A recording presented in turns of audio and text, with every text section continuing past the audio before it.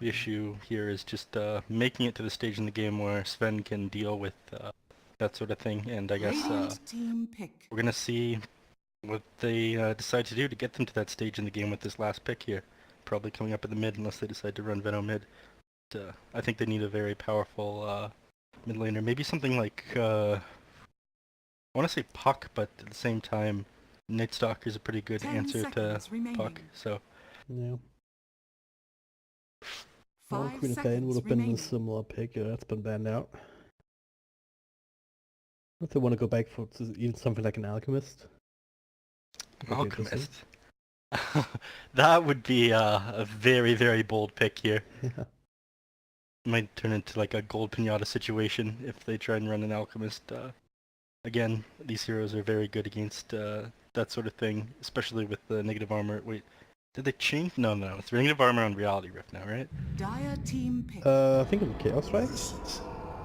No, it's yeah, Reality Rift. Okay, Visage. Okay. Huh. Is that the core Visage now? It probably has to be. It must be, right? Yeah, core Visage, core Veno. It's either core Visage or core Tusk, you know? I think this is a mid Visage actually. Potentially. Because I don't think you want to run them offlane. Unless you aggro, try it with the Tusk Disruptor. Put the Venom onto mid, Sven safe lane. Very interesting lineup here from LDI at the very least. And very interesting last pick too. For SFTe-sports, it's the Arc Warden making an appearance.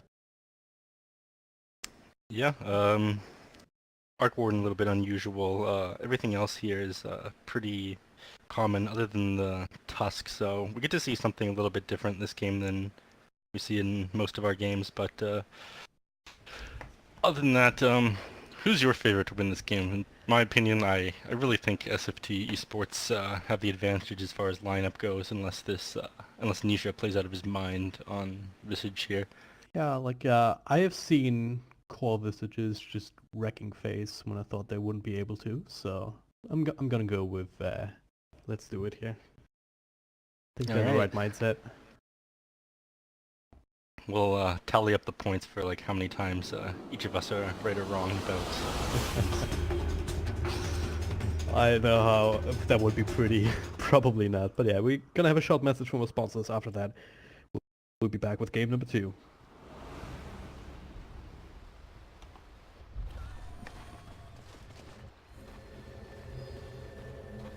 Prepare for battle.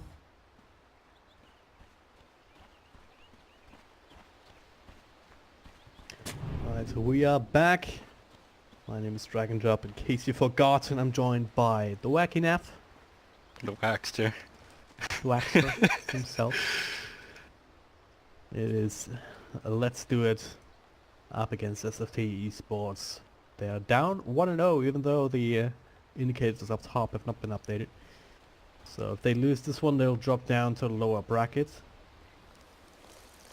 And if they win this one, then we'll have the second series of the day also going to game 3. And Neff will probably die of hunger, so maybe we can avoid that, who knows. I'll make it.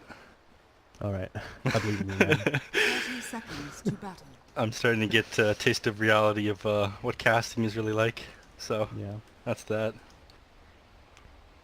It's me being foolish enough to try and make that my career.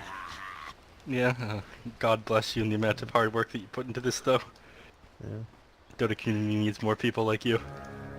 Thanks, man. Thankfully I don't have a webcam on, or else you would see me blushing. Nothing wrong with a little bit of casters flirting before a game, you know.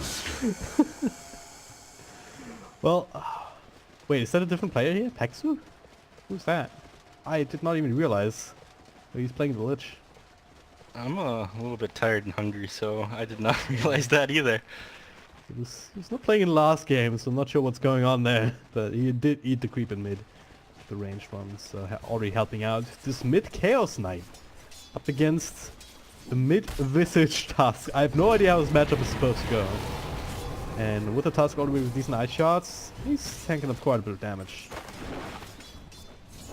Looks like Tusk opted to go for a boot speed at the start rather than Orbit Venom, which is really common on that hero. I don't think it would have mattered a huge amount whether or not he had the Orbit Venom or the boots of speed, just because the Chaos Knight is so much faster than him.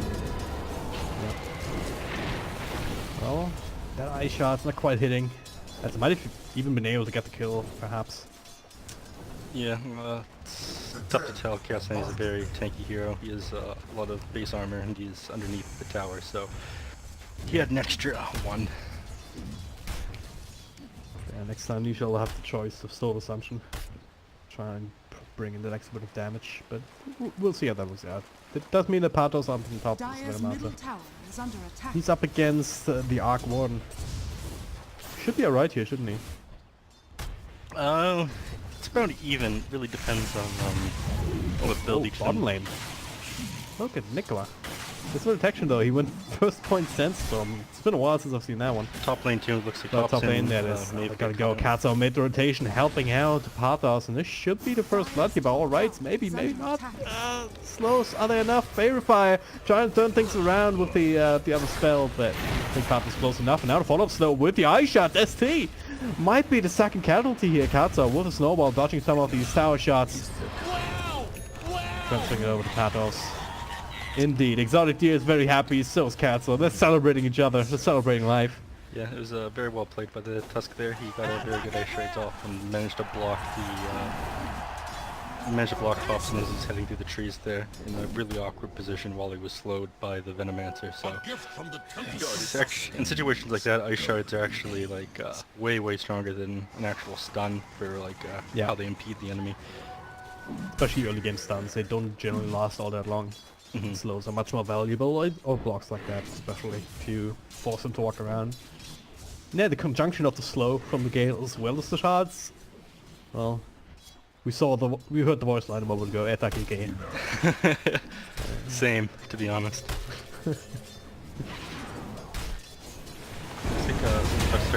Well, mid, Elodin, they're gonna try and go on, and Paxu's still there, trying to help out, but well, here's only the one point up in the Frost Blast. Right click's still there, Nisha. No Soul Assumption, went for the Gravekeeper's Cloak earlier, so Illidan will barely survive because of it. Ah, that's gonna hurt.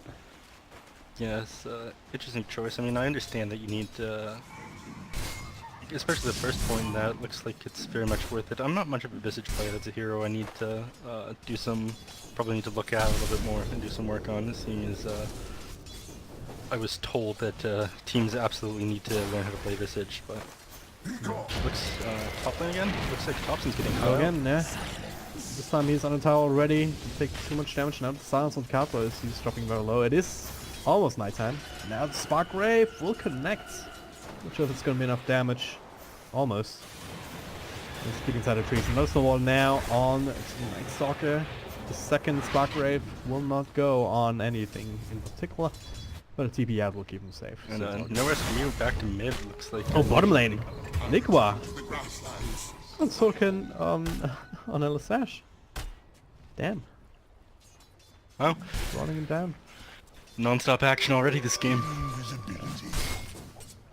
think they finally brought a sentry down here, but what they really need is dust, because Nikwa's getting way too much out of this lane. Just sitting there in Sandstorm, unable to be countered.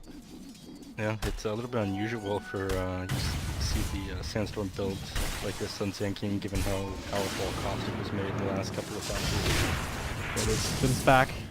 Stun as the Sandstorm came out, and didn't even have to commit the dust. And they'll get their revenge. Meanwhile, middle lane. And they're going down. Illidan and Paxu working together. As well as the Night Stalker at nighttime making his first successful rotation. Well played by them to be able to, punish that Sand King for abusing his Sandstorm and thinking he can just sit there invisible. Doesn't always work. Night Stalker taking the clarity off Disruptor in the bottom lane. He's probably take advantage of the first Knight. He has all three skills.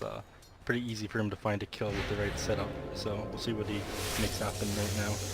He doesn't seem to be in position, or his allies aren't in position to go on a gank for anybody quite yet though, but we might see something coming up here mid. Yep. Not a lot of vision in this area of the map, so Yeah, let's do it. They have to play very defensively. Katsu's back here, ready to try and help out. Snowball not actually putting Nisha in, instead just going straight for the Night Stalker tower, helping out. They're gonna get this kill. And now Elisash make rotation. They'll fight the glimpse onto Illidan, right back in tower range. And the kinetic field to keep him there. Great turn of events. They were so ready for that, despite not having the vision. Yeah, very good reaction by them. Also love how they ignore intelligence at this point in these fights. Like, there's only so much effects you can do. You can blink away, throw down the level 1 Frost Blast, but it's really not effective.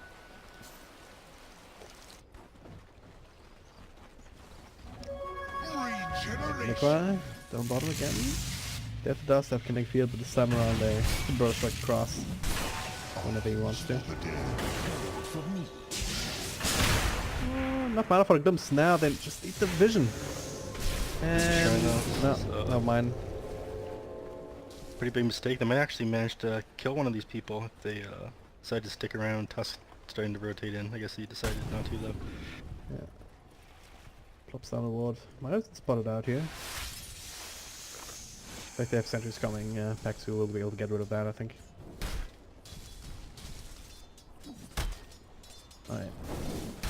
So, middle lane is a bit of back and forth, but still going in favor of the early side overall, I would say. Top lane, they're gonna go on Venomounts. If we had picture in picture, all we'd need to do is put one camera on Tusk and the other one on Night Stalker, because they're the ones who makes shit happen, respectively. Yeah, we don't have that fancy TI3 camera thing though. Unfortunate. I find that stuff more annoying than helpful though. Mid lane. Doesn't go Nisha. 4 seconds stun. Familiar drop downs will delay things a little bit, but still so much damage with the ultimate committed. And that extra illusion, they're gonna get one of the familiars as well. No TP reactions this time. It's Katsu, I think, yeah. Forcing rotation up top meant that he couldn't help out. There's just so much happening all over the map. People are rotating constantly. TPs are being forced, hard to keep them on cooldown. Oh, Illidan, as long as he keeps low like this, though, he's still susceptible to Katsu rotating in again. Yeah. Noza 2 is just walking all the way back to base. There's no shrine available right now.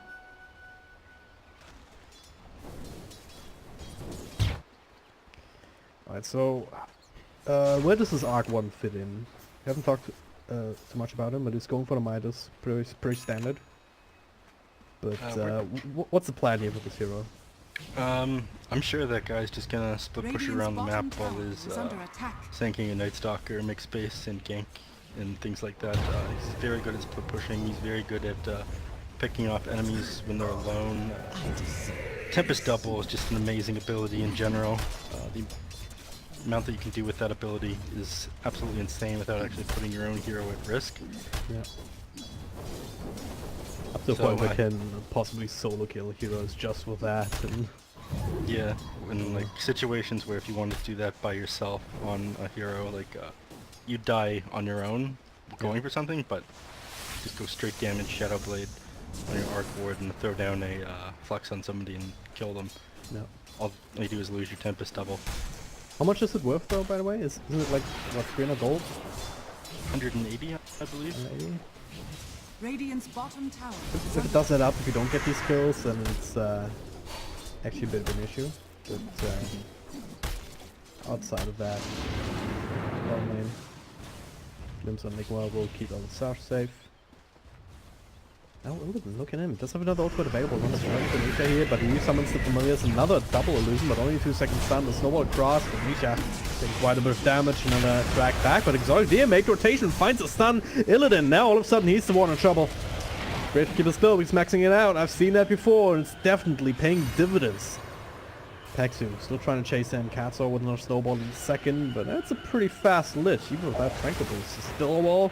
Will still go, and will barely connect with a familiar drop down to follow up.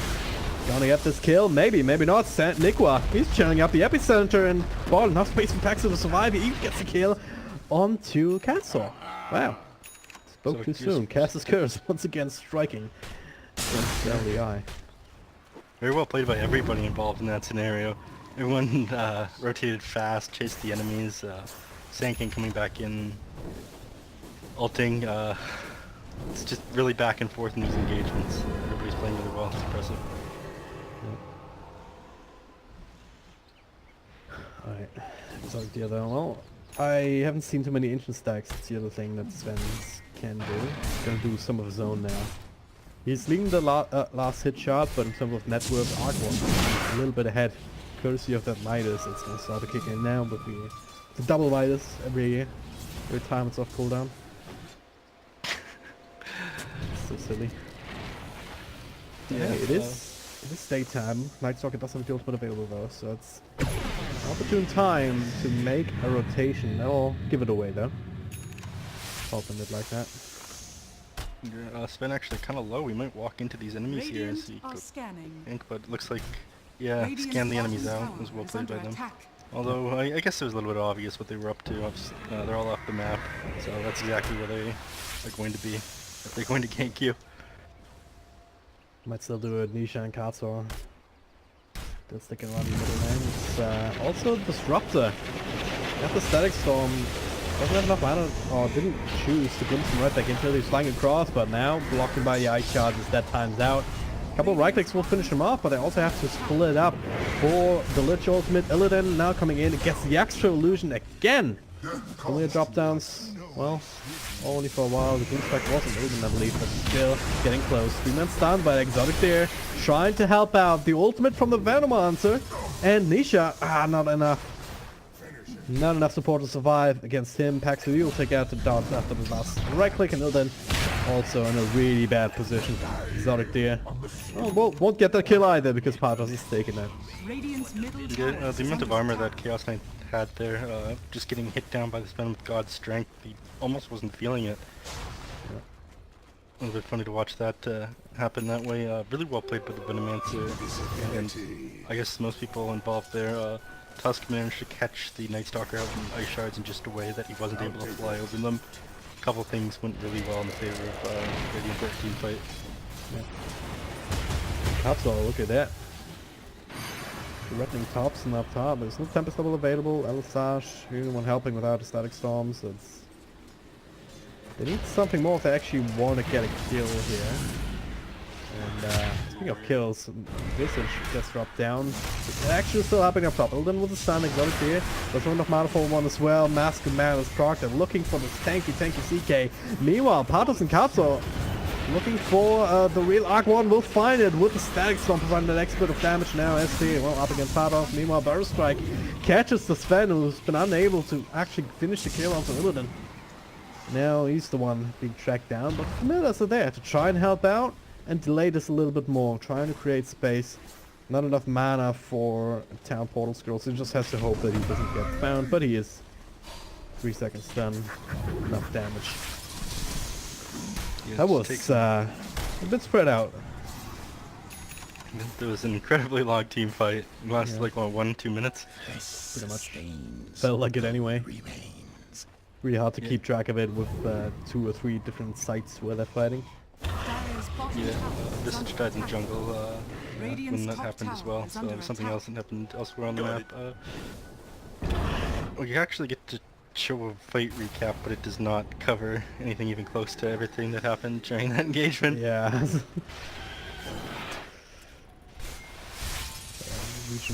that's gonna be useful. But then the smoke up. The smoke goes immediately. Katsor on the run. Can catch up to him. I think Nick was slightly faster. He has a blink too. I'm not choosing to pull the trigger. Now the counter smoke. Now the Sash from the Static Storm. Look at this, Illidan. Farm the enemy ancients. Yeah. Only got the one illusion now. Yeah, but he's like not quite sure where they are either. He's going for that anyway. Radiant's middle tower is under attack.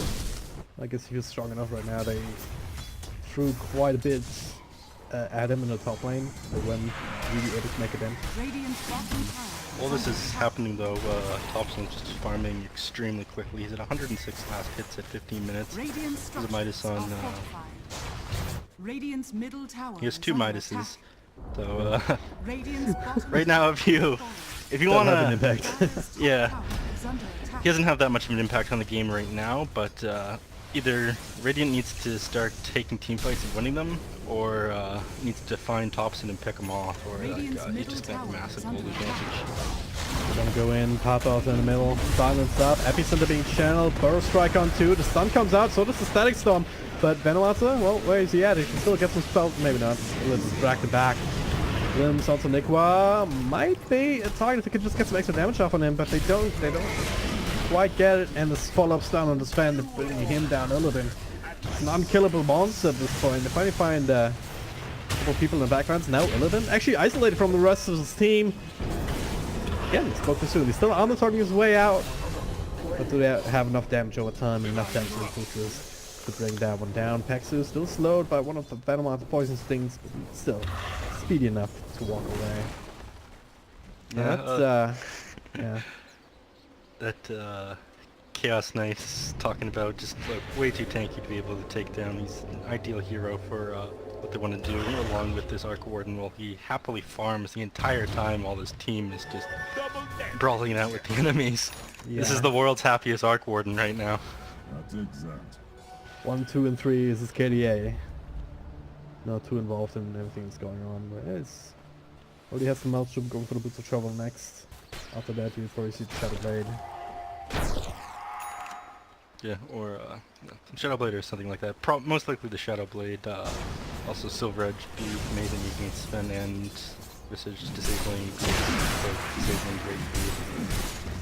Yeah. Oh, Sen trying to catch up a little bit. Dire's middle tower He's is under attack. like, if you look at the net worth, actually, top 6 are very I guess minus the first. The next 5 heroes are very close to each other. And the Dark One who is just surging ahead so fast. Due to reasons that you mentioned right now. Bottom lane, alright. Could be able to finish off something here. I actually owe Rodney slash Aliastar for that one. I started to understand Arc Warden a lot more after I started playing with him and listened to some of his explanations about the hero. So, it's just going to get the opinion of other people, especially people who are dedicated to a hero or a group of heroes. Yep. Top lane, okay. Could quite get them farmers creeping out. I deserve this. So this Arc Warden, that is a ticking time bomb. Chaos Knight's also a force to be reckoned with. This is just a matter of the Dire side waiting and getting the items out and then just dropping the hammer essentially. Waiting for the Arc Warden to hit critical mass. Yeah. I don't know, all I know is this guy he's unbelievably farmed, and there's not really much stopping him right now. Oh. Got his scale off on top of the ultimate. Maybe they could have actually turned things around, but unfortunately, not the case. I mean, things right now are a little bit back and forth, but again, that's just without the Arc Warden participating in anything. Every time a team fight is treated equally, Dire are scanning. the Dire actually come out a little bit ahead because of how fast the Arc Warden is farmed during that team fight while people are busy.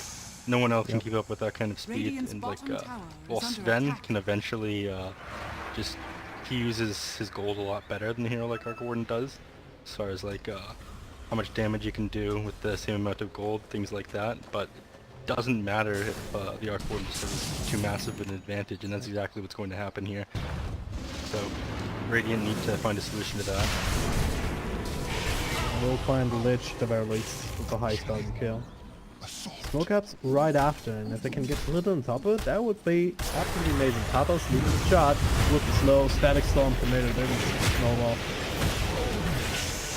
They can find a secondary kill as well. Transitioning that into the tower shouldn't be much of an issue. At the same time, bottom lane, Nikwa, he's trying to skip Dire's creeps, middle find the tower catapult is under wave. It's attack. gonna take him a while to take down, so he doesn't even bother. For now. Who wins, a Sand Spirit or a Moving Cart? Yeah. You have to say card. Or You can see Dota? now. God bless his soul. Yeah. Don't actually go for the tower, they go straight for Roche, so that'll work. You'll still be able to Finally, So, man. this is what you were asking for, right? Wasn't it? Yeah, this is something that they need to be doing just while the Arc Warden's farming. They're finding an advantage they can take, like without the hero there, and pressure it as soon as like the Chaos Knight went down there. It couldn't be helped if the Chaos Knight died. Commit so many heroes, you're gonna bring somebody down unless you have like complete foresight into what the enemies are going to be doing. Tusk getting brought down. Well, yeah, he's just waiting down there for a while. Glimpse already used, so countering back now. Another burst strike, another blink. Miller's on a hunt. They might find Night Stalker instead, but it is nighttime, so he's Speedy Gonzalez, quite literally. So no response available. Yeah, but as I was saying before, like getting Roche, getting that CK pick off, as long as Arc Warden like not producing fights, not even Oh, touching. Sven, gonna trigger the Aegis. Oh my. Where's his team? Not quite in position here. Alastash is scrambling. He does have the static storm to throw out. Goes a little bit ahead. He's already here. It's too comfortable following up there. Yeah, they So know what the see, enemy only coming in teams now. Illidan. He's dragging back. He's super slow actually, but doesn't quite get the vision. Quite get the range. Hexu actually being sniped by Nisha as he comes back in. The Familiar drop downs, locking down Chaos Knight. The punch onto SD. Nice little burst strike to buy some more space for the CK and TP out successful from Night Stalker. How did they do that? So close, and Exotic DF, he had his blink deck already. That might have been a dead Illidan. Yeah, I mean, even at the same time, top tower taking more farm advantage gained. Yeah. God, this guy's sitting at almost 40k net worth. How crazy is that? Pretty insane. I mean, he is the happiest Arc Warden in the world. So, Seen back in the day when Ancient Stacks was still a little bit better. Things like that. A few Svens in that same position, just eclipsing everybody else. Not really in this game right now. Now we'll see what the Tempest Double can do. Katsuo, look at him. He's just straight up dying to this. What we were talking about. yeah, it's exactly what me and you were discussing earlier. With everything they need, he doesn't need to risk his own hero, and then all the Nisha got for taking that down was 180 gold. Yep. And meanwhile, even while that's happening, he's farming the jungle. You know?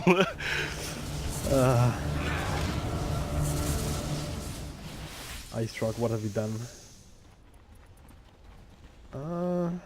They're moving like they were smoked up, but it doesn't matter, there's no vision here, so maybe they can actually catch the real TB. The fake one is TPing out. Yeah. It looks like they read the situation right here. Radiant's Keeping bottom out tower is under taking a attack. tier 2 bottom. Radiant structures are fortified.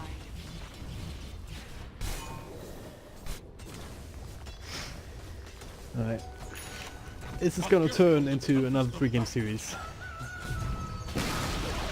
Radiant's bottom So tower far, is it's fortified. definitely looking like the Arc Warden is gonna keep deliver later on in team fights. It's gonna be a lot on Exotic Deer, I think. Find the right jumps to find the right people to blow up. I mean, It's gonna need 1 or 2 more items. BKB, plus perhaps a damage item to make that happen. Meanwhile, silence. Punch tanking down bottom, follow up from all the TPs in the world. Oh wow, the Flint drop was actually missed, but the stun won't. yeah, I mean, they good job managed to find the Sand King there. How much gold was that worth? That Sand King, look at the fight recap there. It's 737 gold for the Radiant team there, minus 281 for the Sand King. Yep. That's a 1k gold swing just for killing the Sand King. Yeah. Radiant is quite ahead. I mean, Pretty Dire is good, quite pretty ahead. Pretty good. But again, forcing 5 rotation not even worth it because the amount of gold that I don't know, I'm starting to sound like a broken record. I'm sure I should just leave it how it is. It's getting close to doubling up the next year on. Yeah, Oh, okay, maybe not quite, but it's... I believe he will double up next year at a certain point. Oh, Nisha's gonna get one. I'm not 80 gold. It's gonna kill him in time. No, time's out. He's bad, man. Pretty tragic. I mean, this doing everything they can. I think they realized how much of a problem this Arc Warden was a little bit late. They did manage to do a couple things while he was farming, like being able to take that Chaos Knight. They got the tier 1 minion, they got Roshan from that, but just not able to do enough. Like, if they commit too hard to a single lane or fight, Arc Warden heads in and just constantly split pushing the map. So he starts hitting one of your towers as soon as you look away or try to commit too much into a single thing. You don't have anybody who can fight him by themselves, not even the Sven at this point. You need to commit 2 to 3 heroes to even be able to fight one of his illusions. Yeah. Right, take a look at this Night Stalker. And in Solo Crest seems like it's a good utility item for you supposed to pick up, but he does have the Aghanim Scepter queued up, which is an item that's kind of fallen out of favor ever since he changed the Hunter and Knight, where he can get that flying vision anyway without the Axe. So, what do you think he's looking for at this point? Right now, if he gets the eggs, it gives the Arc Warden a lot more information about where the enemy team is, so he gets to do a lot more just based on the Night Stalker having Aghanim Scepter. I'm not sure he's going to be able to find the farm for that anytime soon though. But getting something like that, following your Arc Warden around, basically it tells you whether or not you get to push a tower.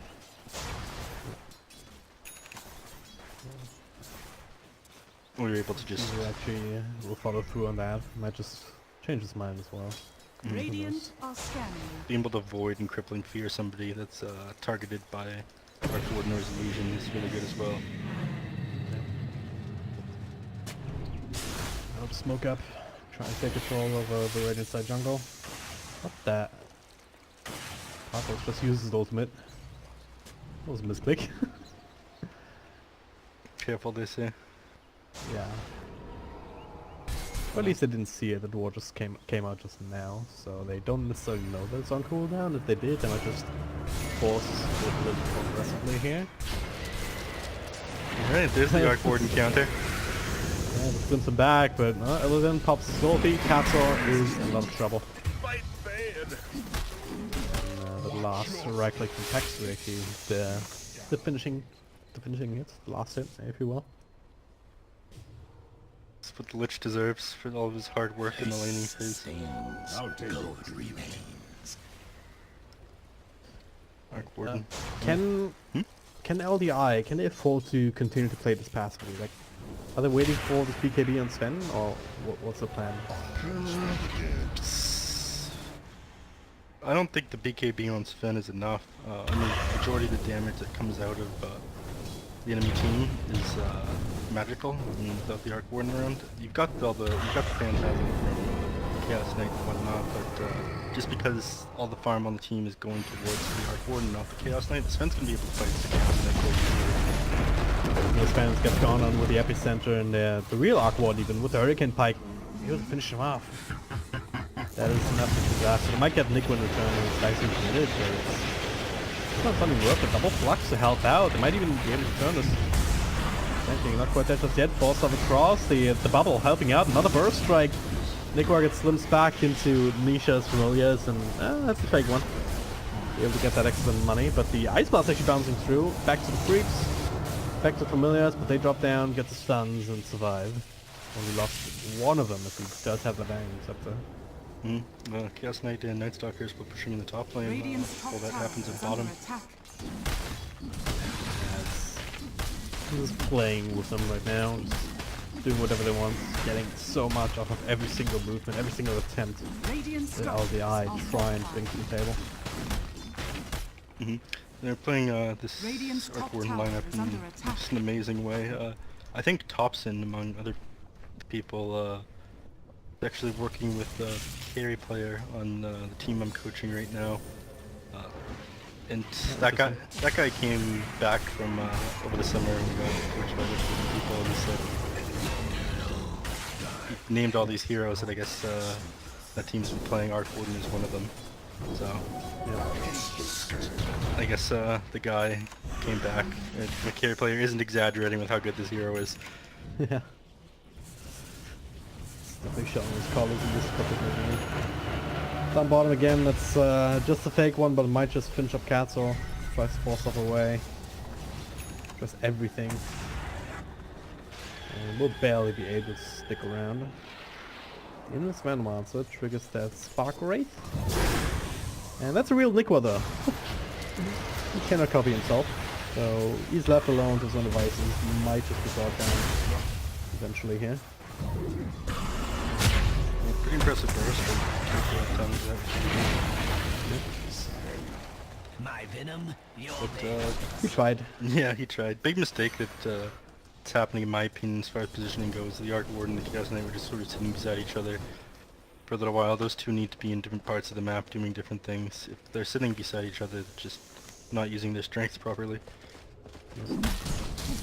Speaking of strength, Billet and working away at this heart of Tarask now. That looks good. Acerita and Nuclear, two exclusives. Ice Blast trying to slow down the push a little bit, but with the pipe, no drop down like yeah, drag back BKB onto Militia, locking him in with trees. Oh, 5 illusions, 4 illusions in the exfiltration. So just says no, fuck that. Get the hell out of here. Katza, well, he can force stuff across. He might be able to make it, but a little chasing him. Spark Wraith, not trying to connect to slow him down. Great shots actually, but only delaying the inevitable. Another Spark Wraith on CP, that'll be cancelled. Dominating speed for Thompson, 2 heroes down. Invitation to take Roshan for anybody who's able to do it, to make it. Even afterwards, they're gonna be able to take down this Roche extremely quickly. While Sven still has God's strength, his BKB is on cooldown for another 45 seconds. If they decide to push this right now, their Ford is on cooldown as well. They might be able to take a Rax like just before the Visage responds. Yeah. We'll see what they decide to do here, though. I guess exactly that. T2, at the very least, will drop down. Radiant's middle tower has fallen. And still some familiars, right? Yeah, I guess playing it safe, they don't really want to try and break high ground. Venomance had a little bit of time to set up boards. They still have Disruptor ultimate, and they're not really in a position where they're forced to make a play right now. I don't think they're going to be in disadvantage anytime soon. If anything, their advantage is growing as the game goes on.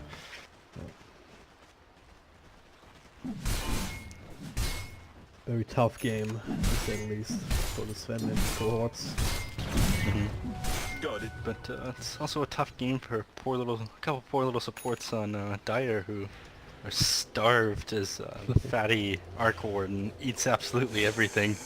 Yeah, Look at this Night like we've been Stalker. talking a lot about how crazy he's doing, how well he's doing, but at the same time it's also vulnerability, isn't it? Like if he overextends even once, if he gets killed, like the real hero, then I guess right now is the Aegis, but in general, if he gets killed without that, that's a lot of gold. And going the way of the Radiant, and at the same time that's a lot of fighting potential damage, right? That's 26k network that you're missing in a fight if he dies first. Yeah, It makes the rest of it so much easier to take. Yeah. That's exactly right. Night Stalker slowly working towards his Aghanim Scepter though. I guess at this point, Topson says, "Don't worry guys, I've got this one." All I needed was double the net worth of the next enemy hero. He's pretty close to 6 level. He can pick up Scotty whenever after the Aegis expires, so that's that. Then he's probably gonna replace the Midas with... Oh, there he goes, replacing the Midas with the Scotty. And his item after that, maybe a BKB or another item to help him man fight the Sven, or just be invincible. Well, Illidan getting pretty close to invincible himself. He was holding on to the cheese, also has the heart and the armor going indefinitely. So 4.5k health points to go through. Not an easy task. So finish out these familiars, no resummon available for 10 seconds, so it's easy 200 gold or 300. Yeah, 4.5k HP, cheese, BKB, 18 armor when he has frost armor on him. That is terrifying. Pops the ultimate, doesn't get that extra illusion, but might not matter. higher tier 3 is the pick. They're trying to burst through these illusions and they're sort of able to do so. The Marble Tower's almost dead. Thompson. That's a real one actually. Forced off him back in. He still has the Aegis there, so I don't want to overcommit. Nikwa coming in. BKB now. They're going against Chaos Knight with Static Storm. Down to half health. Can he even this? He cannot!